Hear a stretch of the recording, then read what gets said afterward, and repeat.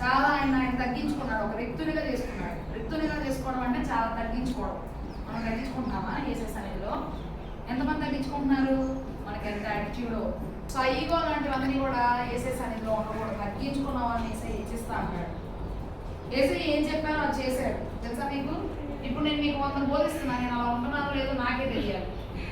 You don't know about my private life. నేను ఎలా ఉంటానని మీకు తెలియదు. ఓకే, ఇక్కడ నేను మీకు 100 చెప్తాను, ఇలా ఉండాలి, అలా చేయాలి, మంచిగా ఉండాలి, ఎవరు పోట్లాడుకోకూడదు, ఎవరు కొట్టుకోకూడదు, తిట్టుకోకూడదు అని చెప్పి నేనే వీళ్ళందరితో పోట్లాడుతున్నాను అనుకో, నా మాట వాల్యూ ఉండిద్దా? కానీ యేసు ప్రభు మాత్రం ఏది చెప్పారో అదే చేశారు. ఏదైతే చెప్పారో అదే చేశారు. నేను మీకు ఒక స్టోరీ చెప్పాను అనుకో, ఆ స్టోరీ చెప్పేసిన తర్వాత అరే ఇలా ఉండాలిరా, ఎవరు తిట్టుకోకూడదు అని చెప్పాను అనుకో, మళ్ళీ ఇంటికి ఏదో నా మీద పోట్లాడాను అనుకో, అప్పుడు నన్ను దేవుని వాక్యం చెప్తాను, అక్కడ ఇల్లు బోధించావుగా, మరి ఇక్కడ వచ్చి నువ్వు పోట్లాడుతున్నావు అని దేవుని యొక్క స్వరం మనల్ని గద్దిస్తూ ఉంటుంది. దేవుని యొక్క వాక్యం ఎలాంటిదండి? ఇప్పుడు నేను మీకు చెప్తున్నాను కదా, మిమ్మల్ని మోస్తో పక్కన ఉండి ఇంకో పక్కన నన్ను కూడా వస్తుంది. సోట్ ఎప్పుడైనా చూసారా? కత్తిని రాజుగారి దగ్గర కత్తి సౌండ్ చేసేది. ఆ కత్తి 2 వైపులా షార్ప్ ఉంటుంది, 2 వైపులా షార్ప్ ఉంటుంది. ఒకవైపు మనం కట్ చేసే నైఫ్ ఒకవైపే షార్ప్ ఉంటుంది. కానీ ఈ ఖడ్గం ఏదైతే ఉంటుందో రాజుగారి దగ్గర 2 వైపులా షార్ప్ ఉంటుంది. ఏ టేసినా తెగిపోతుంది. ఈ 2 ఇటు తెగుతుంది, ఇటు తెగుతుంది. కత్తిలా ఉంటుంది కదా, 2 వైపులా తెగుతుంది. అలాగే ఈ యొక్క కత్తి అనేది ఏంటి అంటే దేవుని యొక్క వాక్యం ఒక ఖడ్గం లాంటిది. దేవుని యొక్క వాక్యం ఒక ఖడ్గం లాంటిది. నీ దగ్గరకు వస్తే నీ హృదయంలో నిన్ను కోస్తుంది, తప్పుగా ఉంటుంది. నా వైపు చూస్తుంది, నన్ను కోస్తూ ఉంటుంది. కాబట్టి దేవుని యొక్క వాక్యం చాలా బలమైంది. నీలో తప్పు ఉంటే, నీలో చెడు ఉంటే దేవుడు నిన్ను క్షమించేలాగా నిన్ను మారుస్తుంది, నీలో మార్పు తీసుకొస్తుంది. మరి యేసు ప్రభు పశువుల పాకలో జన్మించారు. మరి ఆయన చక్కగా అంత హోదాలో పుట్టొచ్చు. ఆయన పరలోక రాజ్యంలో ఉంటారు. పరలోక రాజ్యంలో మరి అంతా కూడా బంగారపు రోడ్లు, బంగారపు ఇల్లులు, అన్ని మంచి పరిస్థితులు. కానీ ఆయన అక్కడ జన్మించలేదు, అక్కడ ఉండలేదు. నేను అక్కడ ఉంటానులే, మిమ్మల్ని ఎక్కడ చూస్తూ ఉంటాను అలా వేసారు. ఈ లోకంలో మన కోసం వచ్చారు ఈ లోకంలోనికి. మరి నేను రిచ్ కదా, నేను గాడ్ కదా, నేను ఎక్కడో జన్మిస్తానులే అని అనుకోలేదు. ఆయన పశువుల పాకలో జన్మించాడు. ఎక్కడ జన్మించాడు? ఆయన తగ్గించుకున్నాడు. ఆయన ఏం చెప్పాడంటే మీరు తగ్గించుకోండి, తగ్గించుకుని వాడు హెచ్చించబడను. తగ్గించుకునేవాడు ఏమవుతాడు? హెచ్చించబడతాడు. నువ్వు తగ్గించుకోకుండా నేను నువ్వే హెచ్చించుకున్నావు, అబ్బో నేను ఇది, అబ్బో నేను అది, అబ్బో నేను ఇచ్చేయగలను, అచ్చేయగలను అన్నామంటే దేవుడు నేను తగ్గించేస్తాడు. గర్వంగా ఉన్నామంటే యేసు ప్రభు నిన్ను ప్రేమించాడు. నువ్వు తగ్గించుకున్నప్పుడు యేసు నిన్ను ఖచ్చితంగా ప్రేమిస్తాడు. నువ్వు తగ్గించుకుని వెనకాల ఉన్నప్పుడు యేసు ప్రభు నిన్ను ముందుకు తీసుకొస్తాడు. మరి ఆయన పశువుల పాకలో జన్మించాడంటే అసలు ఆయన యొక్క జనన విధం అనేటువంటిది ఏంటి అంటే యెషయా, ఇర్మియా అనేటువంటి ప్రవక్తలు ఆయన యొక్క జననం చెప్పారు. యేసు ప్రభు పలానా ఆయన జన్మించబోతున్నాడు, ఆయన జన్మిస్తాడు, మనలో ఉన్నటువంటి బానిసత్వంలో ఉన్నటువంటి వారందరికీ విమోచన ఇస్తాడు, విడుదల ఇస్తాడు, మనకు రక్షణ ఇస్తాడు.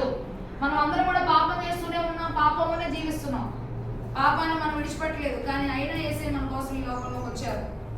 ఓకే, కన్య అయినటువంటి మరియా అంటే ఆమెకి ఇంకా వివాహం జరగలేదు. పెళ్లి ముందు ప్రధానం జరుగుతుంది తెలుసా మీకు? బెట్రోతల్ అంటారు ఇంగ్లీష్లో. సో ఆ బెట్రోతల్ జరిగిందనమాట. సో ఎవరెవరికి? జోసెఫ్కి, మేరీకి జరిగింది. అంటే మరియాకి, యోసేపుకి ప్రధానం జరిగింది. మనకి ఈ రోజుల్లో పెళ్లి ముందు రోజు అమ్మాయి ఇంటి దగ్గర జరిగింది కదా ప్రధానం, తెలుసా మీకు? అమ్మ వాళ్ళ ఇంటి దగ్గర ఏం జరుగుతుంది? ప్రధానం. మీ మమ్మీ డాడీ మ్యారేజ్ కూడా అలాగే జరిగింది. అంటే మీ మమ్మీ వాళ్ళ దగ్గర ముందు వివాహం అంటే ప్రధానం జరిగింది. మమ్మీ ముందు ఆమెను చైర్లో వేసి కూర్చోబెడతారు. వచ్చిన వాళ్ళందరూ కూడా ఆమెను చూస్తారు, కొంత కట్నం ఇస్తారు, భోజనం చేస్తారు, వెళ్ళిపోతారు. పలానా వాళ్ళు 100 రూపీస్, ఇంకొకరు 200 రూపీస్, 500, 1116. సో ఇట్లా ఎవరు కాదు, ఎవరు సొంతం బట్టి వాళ్ళు ఇస్తారు. కొంతమంది బిందెలు ఇస్తారు, కొంతమంది వెండి ఇస్తారు, కొంతమంది బంగారం ఉంగరాలు ఇస్తారు. సో ఇలాగ ప్రధానమైనటువంటి మనకి ఈ రోజుల్లో ఏంటి అంటే ప్రధానం పెళ్లి ముందు రోజు జరుగుతుంది. ఆ రోజుల్లో ప్రధానం ఏంటంటే ఒక 10 రోజుల ముందే, ఒక 20 రోజుల ముందే జరిగేది. సో అలాగే యోసేపుకి, మరియకి ప్రధానం జరిగింది.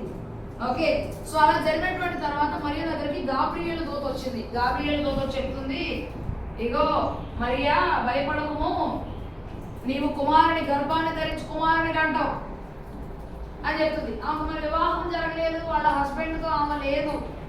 అయినా సరే నాకు పిల్లలు ఎలా పుడతారని అడిగింది ఆమె. నేను ఇంతవరకు పురుషుని ఎరగలేదే, నేను ఇంతవరకు పురుషుని ఎవరిని కలవలేదే, నాకు ఎట్లా జరుగుతుంది ఇది అని చెప్పి అడుగుతుంది. ఇదంతా కూడా పరిశుద్ధాత్మ ద్వారా జరుగుతుంది. నీ గర్భం మీద దేవుడు నీ గర్భాన్ని ముడతాడు, స్పిరిట్ ద్వారా జరుగుతుంది. పరిశుద్ధాత్మ నీ లోపలికి వెళ్తుంది, అప్పుడు నీ లోపల ఒక బేబీ ఫార్మేషన్ జరుగుతుందని చెప్తారు. చెప్పగానే ఆవిడ సరే ఇలాగే నాకు జరుగును కాక అని చెప్పి అనుకుంటుంది. గాబ్రియేలు అక్కడ నుంచి వెళ్ళిపోతుంది. సరే ఇక మరియా గర్భం ధరించింది. ఆమెకి లోపల కుమారుడు ఉన్నాడని తెలియగానే పెళ్ళోక ముందే ప్రెగ్నెంట్ అయితే ఎలా ఉంటుంది తెలుసా మీకు? పెళ్ళవకముందే ప్రెగ్నెంట్ అయిందండి. అమ్మో ఈ అమ్మాయి ఎవరితో తిరిగిందో, ఎవరితో కడుపు వచ్చిందో, ఈ అమ్మాయి ఎంత చండాలదో, ఈ అమ్మాయి ఇక్కడ ఉండకూడదు, చంపేద్దాం రాళ్ళతో, ఎక్కడ పంపించేసేద్దాం ఈ అమ్మాయిని అని చెప్పేవాళ్ళు అన్నమాట. సో అలాంటి యోసేపు తెలిసినప్పుడు అమ్మో నేనే చేసుకోవాలి ఈ అమ్మాయిని, మరి ఈ అమ్మాయి ఏమో ప్రెగ్నెంట్ అంట, నేనైతే ఏమైనా కలవలేదు, మరి ఇదంతా కూడా ఎలాగ ఇది రాంగ్ కదా అని చెప్పి యోసేపు ఏం చేయకోకుండా ఆమె అవమానం చేయకుండా సీక్రెట్గా మరియాను వదిలేద్దామని చెప్పి యోసేపు అనుకుంటాడు.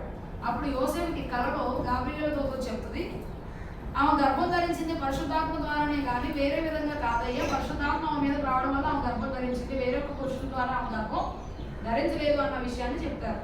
ఇంకా అలా చెప్పిన తర్వాత యోసేపు కూడా సరే మరియా నాతో తీసుకోవడానికి నేనేం బాధపడట్లేదు, మరియా నా భార్యగా నేను తీసుకుంటానని చెప్పి యోసేపు అనుకున్నాడు. వారి యొక్క స్థలం ఏది అంటే నజరేతు అనేటువంటి ఊరు వారి యొక్క స్వగ్రామం. అంటే మన హోమ్ టౌన్స్ ఉంటాయిగా, మనకు కూడా మన అన్ని హోమ్ టౌన్స్ కాదు, మనం ఇక్కడ ఊరికే వచ్చాం చాలా మంది, ఇక్కడ ఏదో జాబ్ చేసుకుందాం అని చెప్పి. మన ప్రాపర్స్ ఈ ప్లేస్ కాదు, మా ప్రాపర్ ఇది కాదు, మా ప్రాపర్ ఏదర, మా నాన్నగారు వాళ్ళ ఊరు ఏదరన్నమాట. సో అది మా ఊరు, ఈ ఊరు మా ఊరు కాదు, ఇక్కడ ఏదో జాబ్ చేద్దాం అని చెప్పి మా తాత తీసుకొచ్చారు ఇక్కడికి. ఇది మా ప్లేస్ కాదు విజయవాడ, మా ప్లేస్ ఏది అంటే మా స్వగ్రామం ఏది అంటే ఏదనమాట మూజివీడి దగ్గర. సో అలాగే వీళ్ళు కూడా ప్రజా సంఖ్య వేస్తున్నారు అని చెప్పగానే ఆ ప్రజా సంఖ్య కోసం ఆ ప్రజా సంఖ్యలో వీళ్ళ పేర్లు కూడా రాసుకుందాం అని చెప్పి యోసేపు మరియా కలిసి వెళుతూ ఉంటారు. ఈ మరియా ప్రెగ్నెంట్ అవ్వక ముందే ఎలిజబెత్ అని చెప్పి ఒక బంధువురాలు ఉంది, ఒక రిలేటివ్ ఉంది. సో ఆమె కూడా చాలా కాలం నుండి పిల్లలేరు. ఆమె యొక్క భర్త పేరు జకరియా, చాలా కాలం నుండి పిల్లలేరు. ఎంత కాలం నుండి పిల్లలేరు కాబట్టి వారు బాధలు. కానీ జకరియా దేవుని సన్నిధిలో ప్రార్థన చేసేవాడు. ఒకరోజు దేవుని యొక్క దూత ఆయన్ని కనపడింది. ఆయన ధూపం వేయడం కోసం వెళ్ళాడు. ధూపం అంటే ఆ రోజులో ఏం చేసేవాళ్ళు అంటే సాంబ్రాణి వేసేవాళ్ళు, నిప్పుల మీద సాంబ్రాణి వేసి ఆ పొగంతా కూడా దేవునికి ఒక అర్థం లాగా ఇచ్చేవాళ్ళు. ఇప్పుడు కూడా క్యాథలిక్ ఫాదర్స్ చూడండి, బిషప్స్ ఒకలాంటి దాన్ని వేసుకొని ఇట్లా తిప్పుతూ ఉంటారు, గమనించారు ఎప్పుడైనా, దాని పొగ వస్తూ ఉంటుంది. సో అది సాంబ్రాణి వేయడం అనమాట. సో అట్లాగే ధూపం వేస్తా ప్రార్థన చేస్తూ ఉండేవాడు. జకరియా గాబ్రియేలు దూత వచ్చి నీకు ఒక కుమారుడు పుడతాడు, ఆయన యోహాను, ఆయన చాలా జాగ్రత్తగా పెంచాలి, ఆయన దేవుని పని కోసం పుట్టబోతున్నాడు, చాలా మంచి వ్యక్తి అవుతాడు అని చెప్తాడు. అలా చెప్పగానే జకరియా కొంచెం డౌట్ఫుల్గా ఫీల్ అవుతాడు, ఇది నిజమేనా, మా ఆవిడ ఎంతో ముసలి అయిపోయింది, నేను ఎంతో ముసలిని అయిపోయాను, నాకు పిల్లలు ఎలా పుడతారని చెప్పి నమ్మకపోయేసరికి నువ్వు ఈ మాట నమ్మలేదు కాబట్టి నీ కొడుకు పుట్టే వరకు నీకు ఇంకా నోరు రాదు అని చెప్తుంది. మూడు అయిపోతాడు జకరియా. తర్వాత ఎలిజబెత్ కూడా అదే చెప్తాడు. ఎలిజబెత్ కూడా కుమారుడు పుడతాడని చెప్పాను. ఎలిజబెత్ నమ్మింది. ఓకే, సో ఆ యొక్క ఎలిజబెత్ దగ్గరికి మరియా వెళ్తుంది అనమాట. ఎందుకంటే ఎలిజబెత్ మరియా బంధువులు, చుట్టాలు. సో ఆ దగ్గరికి వెళ్ళగానే మరియా 3 months బేబీ ఉంది ఆమె పొట్టలో, ఎలిజబెత్ బేబీ ఏమో 6 months అనమాట. సో అప్పుడు జకరియా యొక్క భార్య అయినటువంటి ఎలిజబెత్ అంటది, నా దేవుడైనటువంటి నా ప్రభు తల్లి నా దగ్గరకు వచ్చింది, దాన్ని బట్టి నా గర్భం ఉన్నటువంటి శిశువు గంతులు వేస్తుందని చెప్పి ఎలిజబెత్ చెప్తుంది అన్నమాట.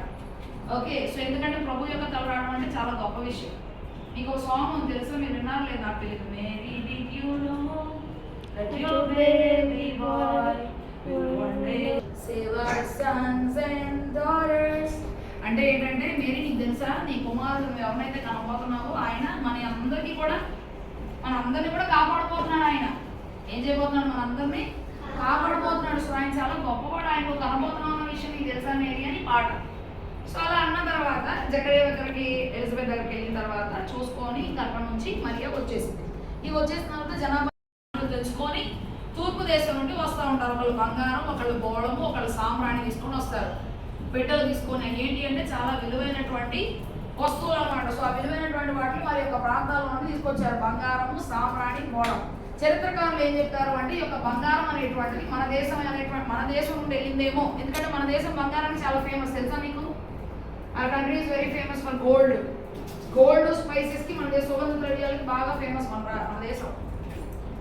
అవన్నీ కూడా తీసుకొని గుర్రాలు వేసుకొని యూదుల రాజుగా పుట్టినవాడు ఎక్కడ అని చెప్పి హేరోదు రాజుగారి దగ్గరికి వెళ్తారు. ఎందుకంటే రాజుగారి తర్వాత పుట్టిన ఆయన కదా ఇంకో రాజుగారు అవుతారు, రాజుగారు కొడుకు రాజుగారు అవుతారు, మళ్ళీ రాజుగారు కొడుకు రాజుగారు అవుతారు. సో అందుకని హేరోదు రాజుగారి దగ్గరికి వెళ్ళి ఇంకో రాజుగారు పుట్టబోతున్నాడు కదా యూదుల రాజు, తెలుసుకుందాం మీ దగ్గరకు వచ్చారంటే నేను ఉండగా ఇంకో రాజా, ఎవరు ఇంకో రాజు పుట్టడానికి వీలేదని చెప్పి ఆ దేశంలో పుట్టినటువంటి 2 సంవత్సరాల మగపిల్లలందరినీ చంపేపిస్తాడు. 2 సంవత్సరాలు మగపిల్లని చంపేస్తే ఏమవుతాడు, అప్పుడు రాజు కూడా చచ్చిపోతాడు కదా. సో అందుకని అలా ప్లాన్ చేస్తాడు. అయినా సరే దేవుడు కాపాడతాడు. అప్పుడు ఐగుప్తు దేశంలోకి వెళ్తారు యేసుప్రభు పుట్టేటప్పుడు. సరే ఇక్కడికి వచ్చినటువంటి జ్ఞానులు యేసుప్రభుని చూద్దామని వచ్చారన్నమాట. గొల్లలు ఉన్నారు. గొల్లలు అంటే ఏంటంటే గొర్రెలను కాసుకునేటువంటి వారు, షెపర్డ్స్. వాళ్ళు గొర్రెలు కాచుకుంటూ ఉన్నటువంటి సమయంలో వాళ్ళ దగ్గరికి దేవదూత వెళ్ళింది. గాబ్రియేలు దూత వాడు ఉడికిపోతారు, భయం వేసింది. ఇక్కడ అన్ని కూడా గొర్రెలు ఉన్నాయి, పొలంలో కూర్చున్నారు. ఓకే, మరి పంటలు అన్ని ఎవరు దొంగతనం చేసేస్తారని ఆ రోజుల్లో కాపలా కాసేవాడు. అర్ధరాత్రులు కూడా అక్కడే ఉండి కూర్చునేవాడు. చక్కగా ఇట్లాంటి దుప్పట్లో ఇవన్నీ కూడా వేసుకొని చలిమంట వేసుకొని హ్యాపీగా కూర్చొని ఇట్ అనుకుంటా మొత్తం వేడంతా కూడా వేసుకుంటా అట్లా చేసేవాడు. సో అలా కూర్చున్నటువంటి గొర్రెల కాపల దగ్గర కూడా ఈ గాబ్రియల్ దూత వెళ్ళింది. ఎలాగానే అమ్మో ఏంటంటుందో దూత అని చెప్పి అలా మరి ఎప్పుడు దూత మనం చూడం కదా రియల్గా. భయం వేసిపోయి గజ గజ గజ గజ ఉడికిపోతారు. భయపడబడి మీకు దావీదు పట్టణం మందు నేడు రక్షకుడు మీ కొరకు పుట్టి ఉన్నాడు, ఆయనే ప్రభు అయిన క్రీస్తు, ఆయన భుజం మీద రాజ్యభారం ఉంది, ఆయన పేరు ఆశ్చర్యకరుడు, ఆలోచనకర్త, బలవంతుడైన దేవుడు, నిత్యులకు తండ్రి, సమాధానకర్త అధిపతి అని పేరు పెడతారని చెప్తారు. ఇంకా చెప్పగానే వేసే ఇన్ని పేర్లు ఇమ్మానుయేల్ అని పేరు. ఇమ్మానుయేల్ అంటే దేవుడు మనకు తోడు. వేసే మనతో ఎప్పుడు ఉంటాడు కదా. యేసు అంటే రక్షకుడు, క్రీస్తు అంటే అభిషిక్తుడు. మరి ఆశ్చర్యకరుడు అని పేరు, ఆశ్చర్యకార్యాలు చేస్తాడు కాబట్టి. ఆలోచనకర్త, మనకు ఆలోచన చేస్తాడు. బలవంతుడైన దేవుడు, మన దేవుడు చాలా స్ట్రాంగ్. ఎర్ర సముద్రాన్ని కూడా 2 కాయలుగా చీల్చిన దేవుడు. నిత్యులకు తండ్రి, ఆయన ఎప్పుడు ఫర్ ఎవర్ అండ్ ఎవర్. మనకు డెత్ ఉంది కానీ వేసేకి డెత్ లేదు. సమాధానకర్త కదా, ప్రతి ఒకరికొకరు గొడవలు అవుతాయా, మీరు ఒకరినొకరు తిట్టుకుంటారా కొట్టుకుంటారా, మళ్ళీ మనకు సమాధానం ఇస్తాడు. ఆయన అంత గొప్ప దేవుడు. ఓకే, సో అలాగా ఆయన పుడతాడు అన్న విషయాన్ని తెలుసుకున్న తర్వాత ఇది గొర్రెలు వాళ్ళ గొర్రెలు తీసుకొని చక్కగా ఈ పశువు పాకుండా ఒక దారి కనపడుతుంది. దారి కనపడటం కోసం వేసే ఆకాశంలో ఒక స్టార్ పెట్టాడు. అందుకే మనం క్రిస్మస్ అనగానే ఏం చేస్తాం, అందరం స్టార్స్ పెట్టుకుంటాం వెళ్ళలో. ఆ స్టార్ ఆకాశంలో వచ్చిందంట, అది కనపడటం కోసం. ఆ స్టార్ చూసుకుంటా ఆ స్టార్ వాళ్ళకి వే చూపించిందంట. మనం కూడా ఒకసారి నడిచేటప్పుడు మూన్ మనతోనే వస్తున్నట్టు ఉంటుంది. గమనించారు ఎప్పుడైనా? మనం నడుస్తామంటే ఆ మూన్ కూడా మనతో వస్తున్నట్టు ఉంటుంది. మూన్ ఎక్కడికి వెళ్తాం, మనమే నడుస్తూ ఉంటాం. సో అలాగే ఏం జరిగింది అంటే, ఇట్లాగే వెళ్తూ ఉన్నటువంటి జ్ఞానులకి ఆ యొక్క దూత చెప్పినటువంటి వార్తను బట్టి మరి గొర్రెల కాపరులకి చక్కగా ఆ యొక్క నక్షత్రం దారి చూపించింది. అలాగానే మరి అక్కడికి వెళ్ళిన తర్వాత ప్రజాసంఖ్యలో రాయబడటం కోసం అందరూ నజరేతు ఊరికి వెళ్ళిపోయారు. చాలా మంది వచ్చేసారు, వాళ్ళకు ఉండడానికి కూడా ప్లేస్ లేదు. అక్కడ ఒక సత్రం ఉందన్నమాట. సో ఆ సత్రాల్లో వెళ్ళిపోయారు. ఆ రోజుల్లో సత్రాల్లో ఏంటంటే డబ్బులు లేకుండానే పడుకోవడానికి స్థలం ఇచ్చేవాళ్ళు, తినడానికి తిండి పెట్టేవాళ్ళు. సో ఆ సత్రాల్లో అధిపతుల దగ్గరికి వెళ్ళినప్పుడు నాకు కూడా స్థలం ఇస్తారా అని చెప్పి యోసేపు అడిగినప్పుడు అన్ని కూడా నిండిపోతాయి, అన్నింటిలోకి వెళ్ళిపోతారు. అందరూ రాజ్యం అన్ని పేర్లు రాసుకోవడానికి వెళ్ళిపోయారుగా, ప్రజాసంఖ్యలో రాయబడడానికి అన్ని ఊరు నుండి వచ్చేసి అక్కడికి వచ్చేసారుగా. సో అందుకని ఎవరికి కూడా ప్లేస్ లేదు. అప్పుడు యోసేపు అనుకుంటాడు, మరి ఎక్కడ మరియకేమో గర్భం నిండి బేబీని ఇంకా డెలివరీ చేయడానికి, ప్రసవం చేసుకోవడానికి సిద్ధంగా ఉంది, నడవలేకపోతుంది, పొట్ట ఇంత ఉంది, లోపల బేబీ ఉంది, గాడిద ఉంది. ఓకే, సో యోసేపు వాళ్ళని తీసుకొని నడుచుకుంటా వెళ్తున్నాడు. ఎక్కడ సత్రంలో స్థలం లేదు. ఇంకా అప్పుడు ఏమీ అభ్యంతరం లేకపోతే మాకు పశువుల పాక ఉందయ్యా, మనం అక్కడికి వెళ్తానంటే కనుక అక్కడికి వెళ్ళు అని చెప్పగానే పశువుల పాకలో వాళ్ళని తీసుకెళ్తాడు. పశువుల పాకలో వాళ్ళని తీసుకెళ్ళిన తర్వాత అక్కడికి వెళ్ళిన తర్వాత అక్కడ మరియా యేసు ప్రభుని కనిందన్నమాట. సో యేసు ప్రభుకి జన్మనిచ్చింది. పుట్టగానే ఆ యొక్క పశువుల తొట్టిలో యేసు ప్రభుని పడుకోబెట్టారు. యేసు ప్రభుని ఆ యొక్క పశువుల తొట్టిలో పడుకోబెట్టిన తర్వాత ఆయన చూడటం కోసం గొర్రెలు వచ్చారు, తూర్పు దేశపు జ్ఞానులు వచ్చారు. గొర్రెలు వచ్చి యేసు ప్రభు దగ్గర సాష్టాంగం నమస్కారం చేశారు. సాష్టాంగం కూడా అంటే ఇట్లా చేతులు జాపి సాయంతో నేల మీద పడుకొని నమస్కారం చేశారు. తర్వాత జ్ఞానులు ఏం చేశారంటే వాళ్ళు తెచ్చినటువంటి బంగారము, సాంబ్రాణి, బోళం ఇలా పెట్టారు. వేసారు అక్కడ మోకాళ్ళు వేశారు, అక్కడే కూర్చున్నారు. మరి జ్ఞానులు గొర్రెలు వచ్చారు. తర్వాత దేవదూతలు వచ్చారు పర్వత రాజ్యం నుండి. ఆయనేమో సర్వోన్నతమైన స్థలంలో దేవునికి మహిమ, ఆయనకి ఇష్టమైన మనుషులకు సమాధానం అని చెప్పి ఎన్నో పాటలు పాడారంట దేవదూతలు. సో అలాగే యేసు ప్రభు యొక్క జన్మం అనేటువంటి జరిగింది.